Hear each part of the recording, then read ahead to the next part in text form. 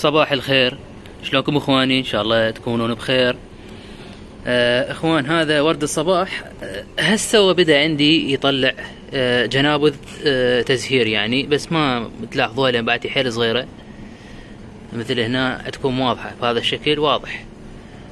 بعد يعني هستوها حيل صغيره.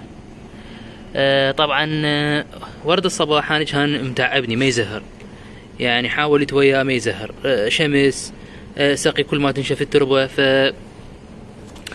كان ينمو خضريا، ينمو نموات خضريه بشكل كثيف يعني مثل ما تلاحظون. فهي كان عندي سندانه وحده اللي هي هاي بالمنتصف، وكاثرت من عندها نتيجه النمو الخضري السريع، كاثرت من عندها هاي السندانه وكاثرت من عندها هاي السندانه، وبي مجال انا كاثر من عنده بعد. فحاولت وياه اكثر من مره حتى يزهر، فاستخدمت وياه طريقه جابت نتيجه يعني، فحبيت اشاركها وياكم. ورد الصباح كليتنا نعرف انه يحتاج شمس مباشره، شمس مباشره قويه لاطول فتره ممكنه يعني، ويحتاج سقي كل ما ينشف، وهذا الشيء طبيعي حتى يبدي يزهر. والتربه مالته لازم تكون تربه رمليه حتى تكون سهله التصريف يعني، ما يحتاج بيت موس ولا يحتاج اي شيء، تربه رمل اللي احنا نسميه زميج. ومع ذلك ما زهر عندي، مع ذلك هم ما زهر عندي. ف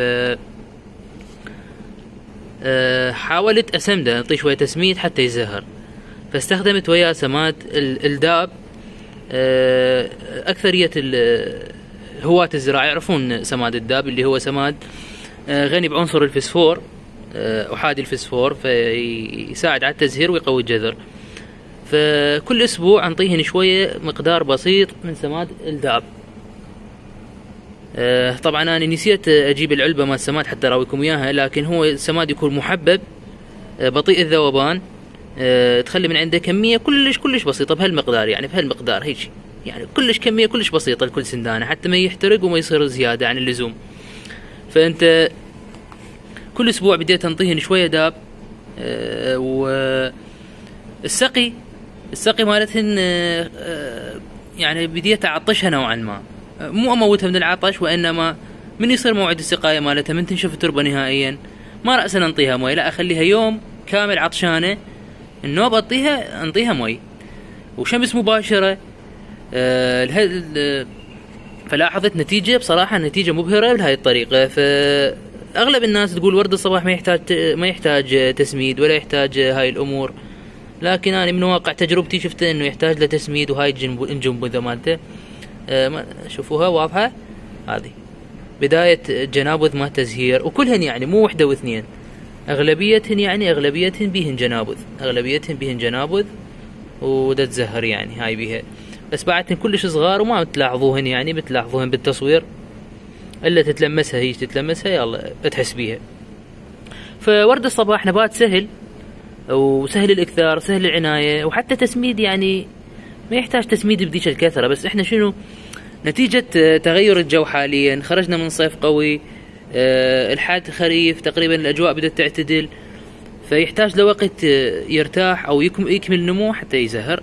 فاحنا نساعده نعطيه شويه داب، واذا ما عندك داب نعطيه الام بي كي عالي الفسفور، نفس العمليه، مقدار خاشوقه شاي على لتر مي، واسقيهن يعني لكل سندانه خاشوقه شاي على لتر وتسقيها، او اللتر هو تخلي بيه 3 معالق شاي وتقسمه عليهن يعني احتياجها من هذا من السماد.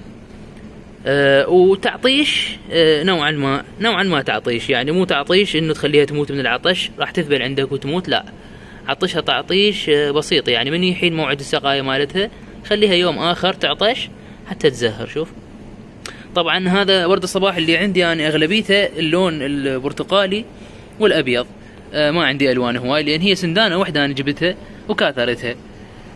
وهسه تشوفوها انتم، هاي شوفوها، هاي تكفي ان نكاثرها بعد مره، ونكاثر هاي بعد مره، ونكاثر هاي بعد مره. فنبات سهل الاكثار، جدا سهل الاكثار.